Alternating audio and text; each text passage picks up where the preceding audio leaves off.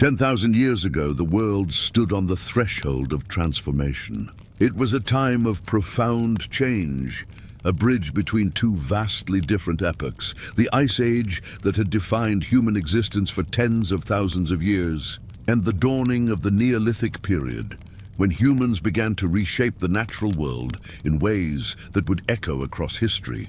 To understand the life of people at that time, one must first grasp the environment in which they lived, the forces of nature that governed their survival, and the enormous shifts that were taking place across the globe. At the end of the Pleistocene epoch, the Ice Age was slowly loosening its grip. Vast ice sheets that had once blanketed much of North America, Northern Europe, and parts of Asia were retreating. Where there had been walls of ice hundreds of meters thick, rivers now gushed and valleys opened. The melting glaciers released torrents of water, carving new landscapes and feeding the rivers and lakes that still exist today. Sea levels, once locked in frozen mass, began to rise, swallowing coastlines and forcing human groups to adapt to new geographies. The climate was warming, but unpredictably.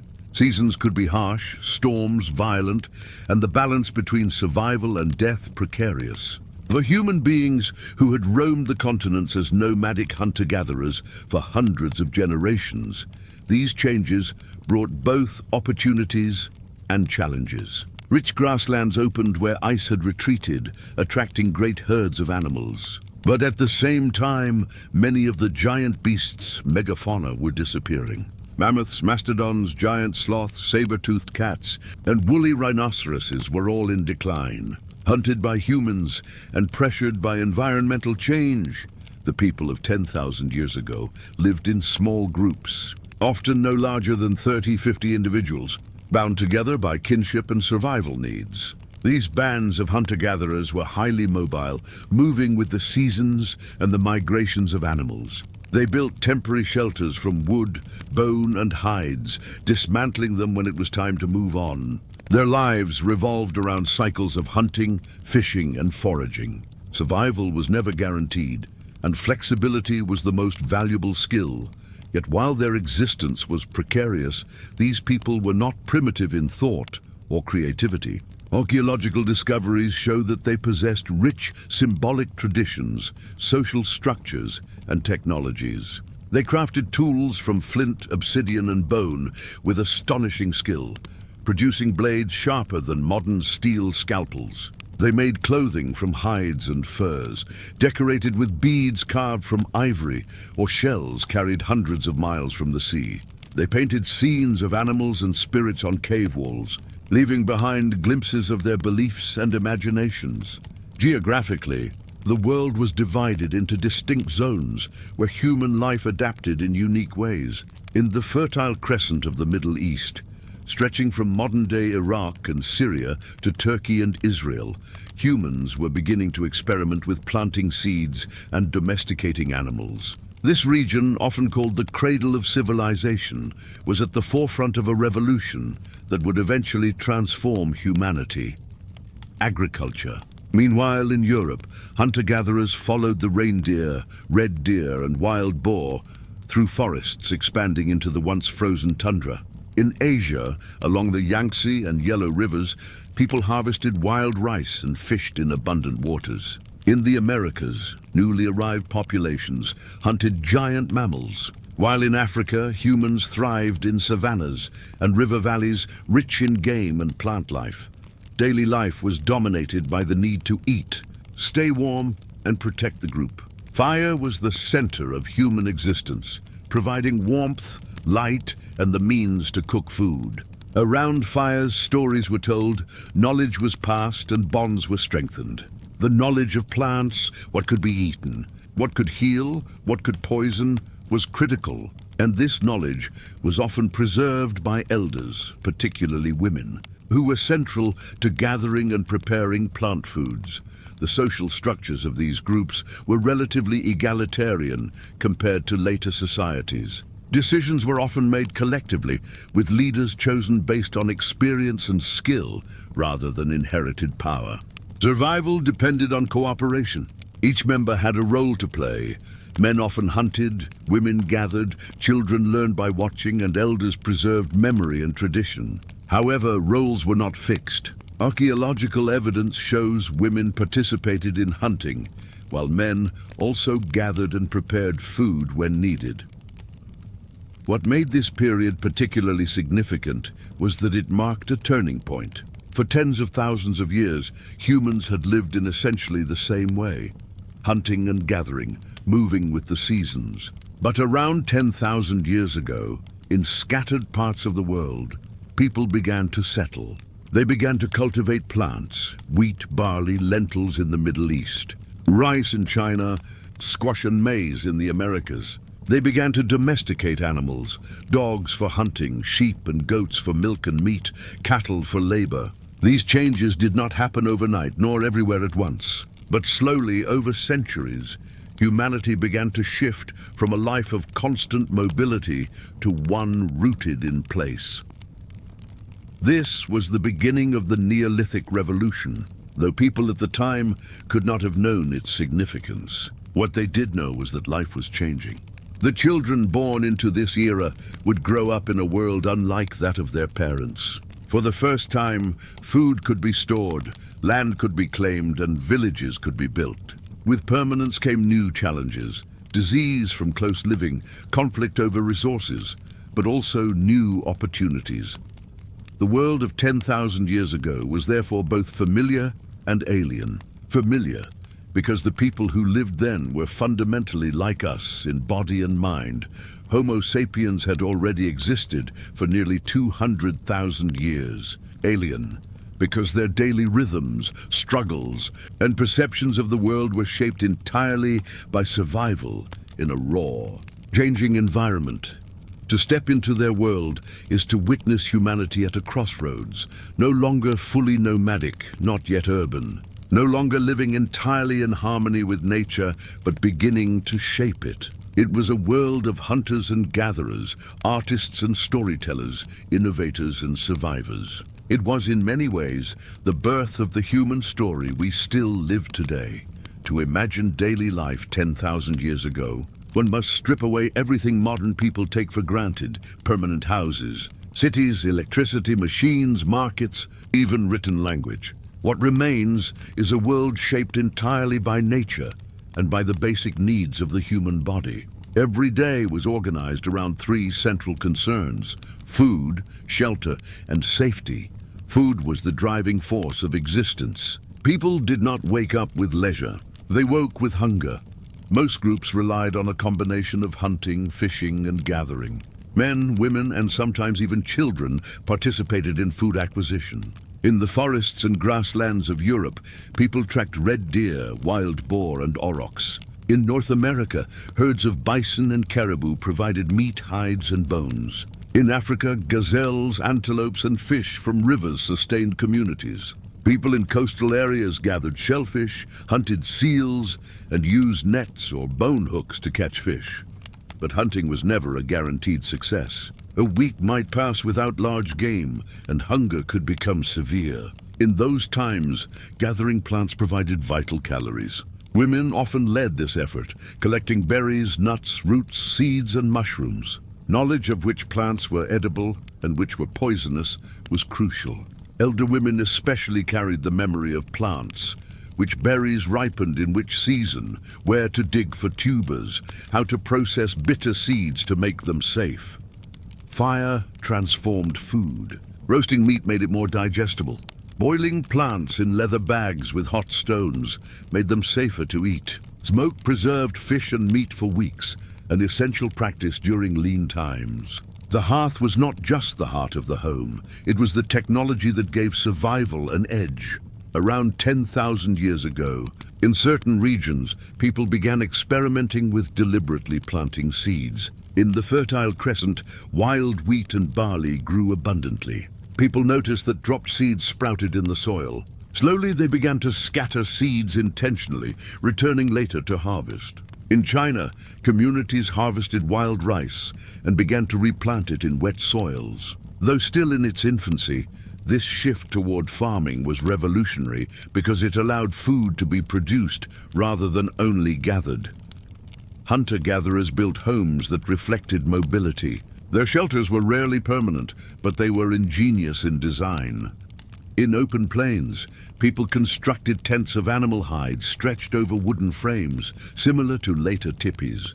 In colder climates, mammoth bones sometimes formed the structure of huts, with skins stretched over them for insulation. Where trees were abundant, shelters were made of branches, reeds, and mud. The size of homes reflected the size of groups. A small band might build several family-sized huts arranged in a circle with a shared fire at the center. Archaeologists have found evidence of these early villages, though they were seasonal rather than permanent. In some regions, particularly the Middle East, people began to experiment with more durable structures around this time. They used mud bricks to build rectangular houses, sometimes with storage pits beneath them. These were the first steps toward permanent settlements.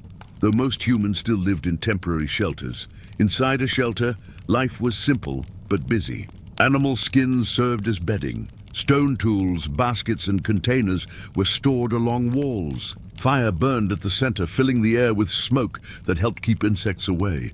Tools were repaired, clothing sewn, and children played under the watchful eyes of their elders. Clothing was not fashion, it was survival. In colder regions, people wore multiple layers of hides and furs, stitched together with sinew thread and bone needles. Boots were crafted from animal skins, sometimes stuffed with grass for insulation. In warmer climates, clothing was lighter. Skirts of woven plant fibers, tunics of softened leather, ornaments made from shells and beads. Decoration mattered too. People adorned themselves with necklaces of teeth, shells, and carved bone. Red ochre, a natural mineral pigment, was widely used to paint the body and hair, perhaps for ritual, protection, or beauty. These small acts of adornment remind us that even in harsh conditions, humans sought meaning and identity through appearance. The toolkit of a human 10,000 years ago was astonishingly advanced for its time. Stone was the foundation. Flint, obsidian, and chert were shaped into blades, scrapers, and spearheads. Pressure flaking techniques allowed toolmakers to produce edges sharper than razors. Bone and antler were used to make needles, hooks, and harpoons. Wood was shaped into handles, bows, and arrows. The bow and arrow, which spread widely around this time, revolutionized hunting. It allowed hunters to strike from a distance with accuracy, reducing the danger of close encounters with large animals. Fishing nets and traps expanded food options. Grinding stones were used to crush seeds into flour, foreshadowing bread. Each tool carried labor and meaning. A well-crafted spear could be the difference between life and death. Tools were passed down, repaired, and sometimes buried with their owners, showing their deep significance. Though daily survival was hard, life was not only toil. Social bonds were strong and cooperation was essential. A band of 30 to 50 people was small enough for everyone to know one another intimately. Leadership was usually informal, based on respect for skilled hunters, wise elders, or gifted healers. Decisions were often made collectively and resources shared because selfishness endangered the group. Roles were flexible. While men often hunted, women also joined hunts, especially for small game. Children learned through imitation. Boys practiced with miniature bows, girls gathered plants with mothers, but these roles were not rigid. Everyone was expected to contribute according to ability. Music and storytelling filled evenings around the fire. Simple flutes made of bird bones have been found, showing that people made and enjoyed music. Stories preserved memory, tales of ancestors, lessons about survival, myths about the sun, moon, and stars. These stories gave life meaning beyond survival.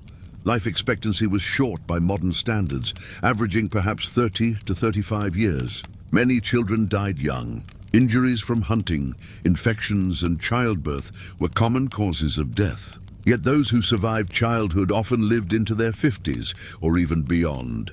Healers used plants for medicine, willow bark for pain, herbs for wounds, roots for digestion.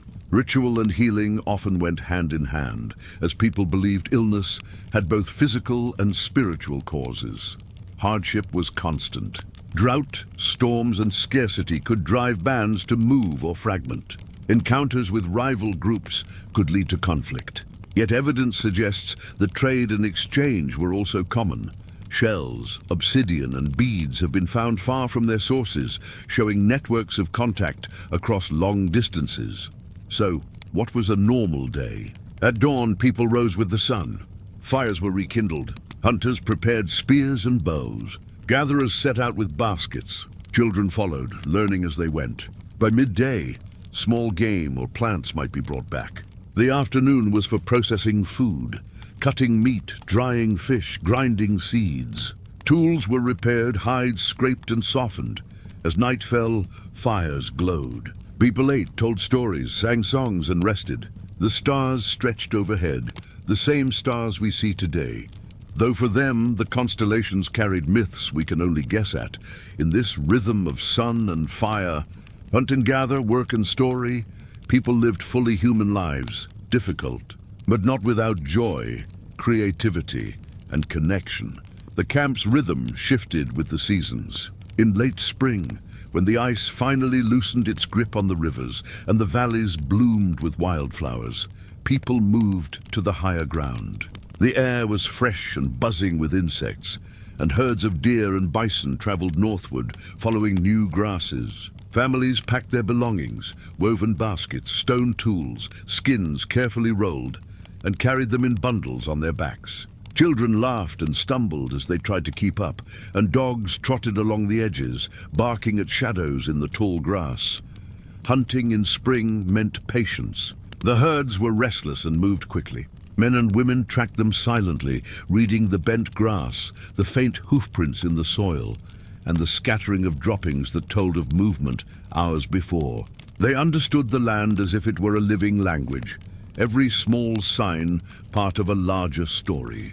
When the hunters spotted a herd, they used strategy, driving animals toward narrow valleys or into mud flats where their movements slowed. Spears tipped with carefully flaked stone points flew with deadly accuracy, and each kill was celebrated with gratitude, not greed. Summer brought abundance. Berries grew thick in the bushes, nuts ripened, and fish filled the rivers. Families spread out along the waterways, setting woven traps and spearing salmon leaping upstream. Children gathered berries with dyed-stained fingers, laughing when their mouths turned purple. Women laid food out to dry in the sun, turning it slowly so the warmth cured it for the colder months ahead. Fires burned day and night, and the smell of smoked meat and fish filled the camps. With plenty of food came stories and gatherings. Tribes that lived far apart in the colder months met again near rivers and lakes. They traded shells from the coast for obsidian blades from volcanic lands, ochre pigments for animal hides. These exchanges were more than survival. They were bonds of trust, ways to strengthen alliances and avoid conflict. Songs echoed in the twilight, drums beat, and dancers moved in circles, stamping their feet in patterns that echoed the rhythm of the earth. The elders watched carefully during these gatherings, noting which families formed new ties. Marriage was not just about two people, it was about binding groups together. Young men proved themselves through hunts or displays of strength, while young women showed skill in weaving, preparing food, and caring for children. Yet choice still carried weight. Many unions began in the spark of affection by the firelight. Autumn was the busiest season. Everyone worked to prepare for the long freeze. Nuts were cracked and stored in woven baskets sealed with resin. Meat was sliced thin and hung above smoky fires. Roots were dug from the soil, scrubbed and hidden in deep pits lined with leaves. Nothing was wasted. Even the bones of animals were cracked open for marrow or carved into needles and tools. During these times, the division of labor was clear but flexible.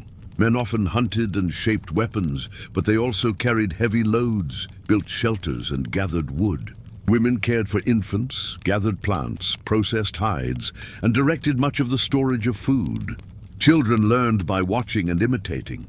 Their play often a rehearsal for adult tasks. Small boughs made of twigs, clay figures shaped like bison, songs that imitated the chants of rituals. Winter tested the camp's strength. Snow fell heavy, covering the land in silence. Families huddled in shelters reinforced with hides and bones, with fires glowing low and steady. Stories became the lifeblood of survival. The elders told tales of ancestors, of great hunts, of the first fire stolen from the sky. These stories were not just entertainment. They were maps of memory, guiding the younger ones in how to live, how to endure, how to respect the spirits that walked the land unseen. Some winters were crueler than others. Food grew scarce and choices had to be made. A deer brought down in the deep snow could mean survival, but if the hunters returned empty-handed too often, hunger gnawed at every stomach. People learned to share even when little remained, for selfishness endangered the group as a whole. The strongest hunted not just for themselves, but for the children and elders who could not. Survival was never an individual achievement. It was communal. Yet despite the hardships, there was beauty in their world.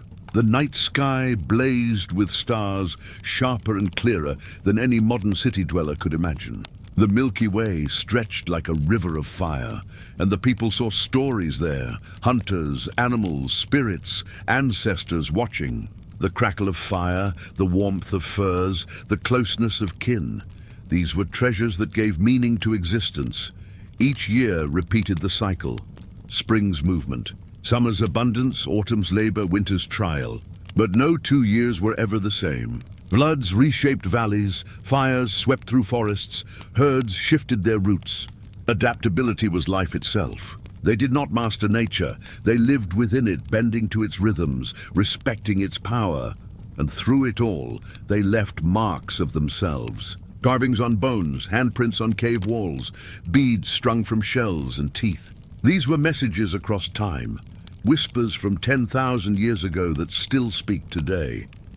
We were here, we lived, we loved, we survived. They moved again when the rivers began to crack with ice, choosing routes they had traveled countless times before. Paths worn by ancestors were remembered not with maps, but with stories. A child could recite the landmarks as if they were verses in a song.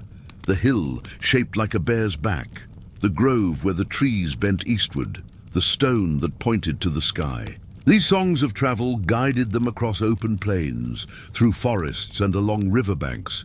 Movement was never random. It followed the animals, the seasons, and the needs of the people. Camps were temporary, built with materials at hand, wood poles, hides, branches, stone circles to hold down coverings against the wind. Fires burned at the center, and smoke curled upward through small openings. Inside, families huddled close, sharing warmth, telling stories, and planning the next day's tasks. Communication went beyond words. Gestures, signs, and shared glances carried meaning, especially during hunts when silence was required. The human voice, though, was powerful. Songs kept rhythm during long walks. Cries of triumph carried across valleys when hunters succeeded. Soft lullabies soothed infants into sleep.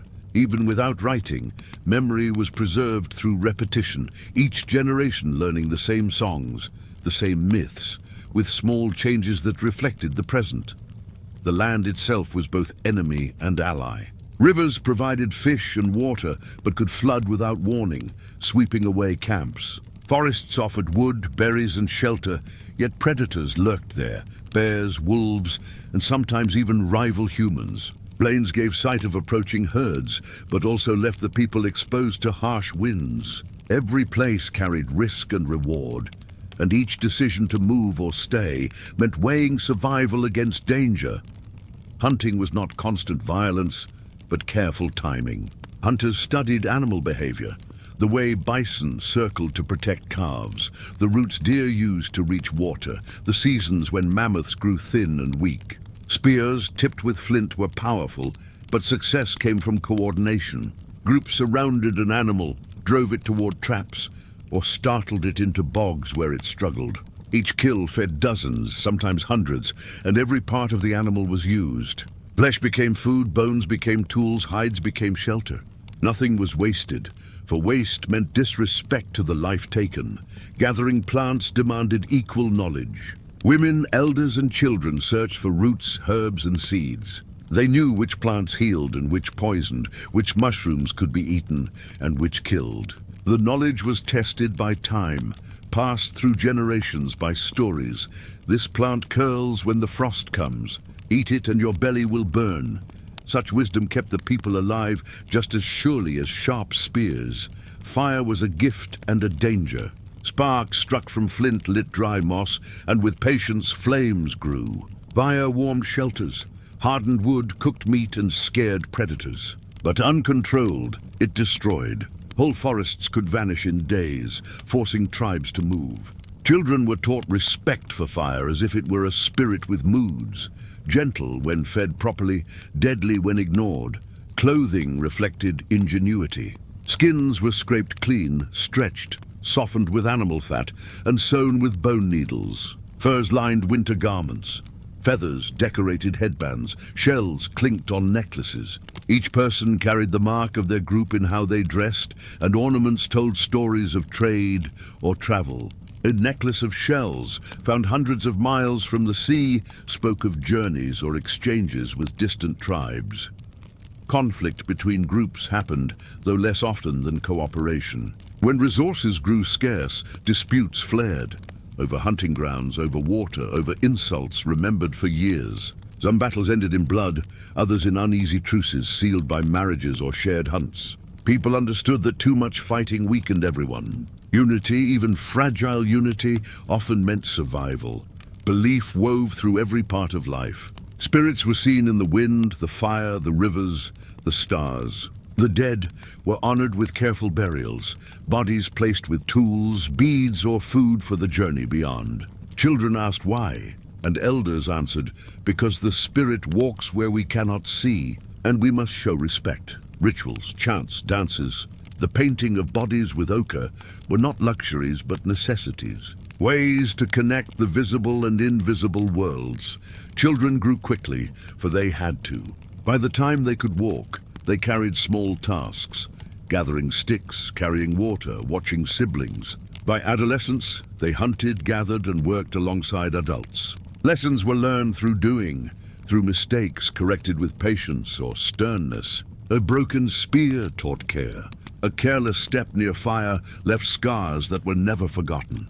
Childhood was brief, but it was filled with laughter, play, and curiosity. Love and loss marked their days. A birth brought celebration, gifts of food and skins, songs sung deep into the night. A death brought mourning, silence, and ritual. Grief was heavy, but the community carried it together. People believed no one vanished entirely. The spirit lived on in the earth, the sky, the animals. This belief gave strength in times when the cold pressed hardest, when bellies ached with hunger, when storms broke shelters apart. And always, the stars above gave direction. Hunters knew when to follow the herds by the appearance of constellations. Gatherers knew when berries ripened by the rising of certain stars. The night sky was both clock and compass, but also a book of myths. Children pointed upward, tracing shapes of great beasts, of ancestors turned into shining lights. To them, the heavens were alive, speaking if one knew how to listen. Thus, life 10,000 years ago was neither primitive chaos nor romantic simplicity. It was a constant dance with nature, a struggle, a triumph, a rhythm. Survival demanded strength. But meaning came from bonds of family, the wisdom of elders, and the mysteries they felt in every fire, every river, every star. When the ice loosened its grip and the land transformed again, the people felt the renewal of life. Every year was both the same and new, the cycle repeating but never identical. 10,000 years ago, survival was not only about enduring, it was about creating meaning in a fragile world. Morning began with the glow of firelight and the sounds of life stirring. Children's laughter mixed with the crackle of flames, while hunters sharpened stone blades with steady rhythm. Women checked storage pits, ensuring food remained dry and safe. Every person had a role. No one was useless. Even the elders, their backs bent and hands trembling, held power through memory and story. Without them, the tribe would be blind to the past and uncertain of the future. As the sun climbed, tasks spread outward. Some moved to the river to set traps for fish, weaving reeds into funnel shapes that guided the creatures in, but not out. Others walked the hillsides, searching for herbs and roots. The sharp smell of wild garlic or the soft leaves of healing plants guided them. Hunters slipped quietly into the forest, listening for the faint snap of twigs, scanning for the trail of deer or elk. When a hunt succeeded, it was a communal event. Children ran to meet the hunters, shouting joy, while others prepared the fire for smoking meat. Women worked hides with stone scrapers, softening them for clothing or shelter. Bones became awls, needles, flutes. Even sinew was saved, twisted into strong cords for bows. Each animal gave not only food, but life in countless forms.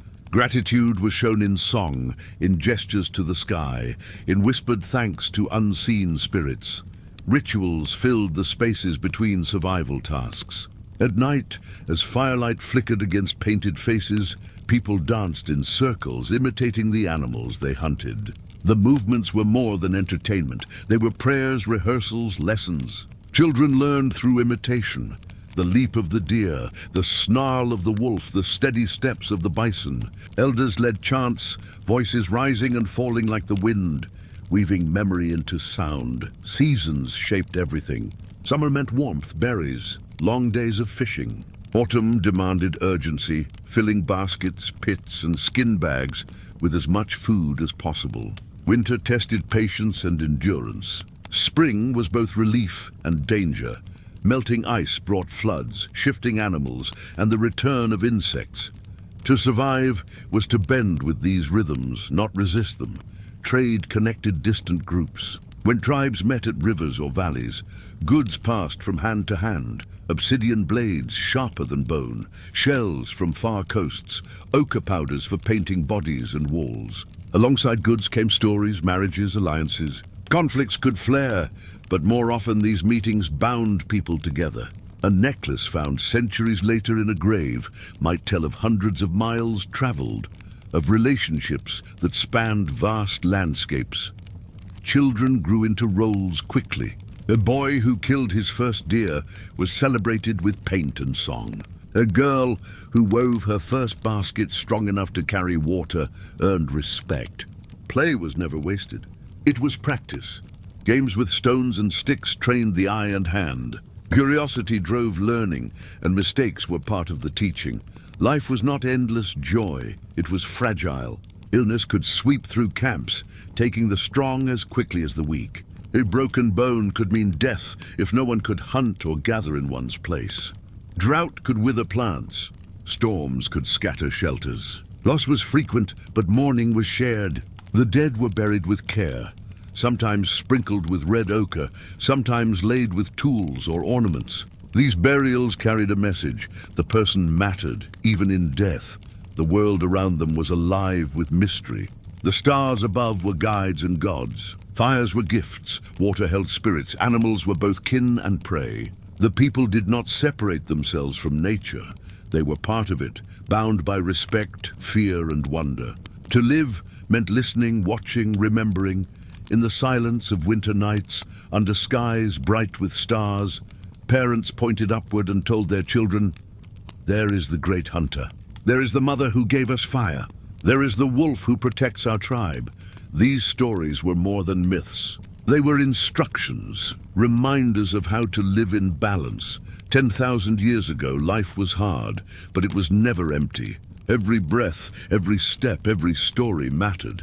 People lived not for themselves alone, but for the group, for the children who would carry their songs forward. They survived by unity, by memory, by belief that their existence connected them to something greater, the earth beneath, the sky above, and the generations yet to come. And so, across the millennia, their traces remain, handprints on cave walls, tools buried in soil, beads strung long before metal was forged, silent evidence of lives lived fully, of struggles endured, of love and meaning carved into the very bones of history. We remember them not as shadows of the past, but as the first storytellers, the first teachers, the first families who looked at the stars and wondered, just as we still do today. 1,000 years ago, Humanity stood at the edge of survival. No cities, no written words, no machines, only fire, stone, and the endless sky. Yet in their hands, in their songs, and in their stories, they carried the very beginnings of who we are today.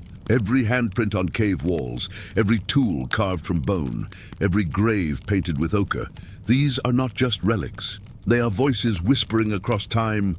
We were here, we lived, we loved, we endured. And perhaps when we look at the stars tonight, we are still listening to the same sky that guided them. If this journey into the world of our ancestors moved you, don't forget to like this video, share it with friends, and subscribe for more untold stories of our human past. The story doesn't end here, because history still lives Ainus.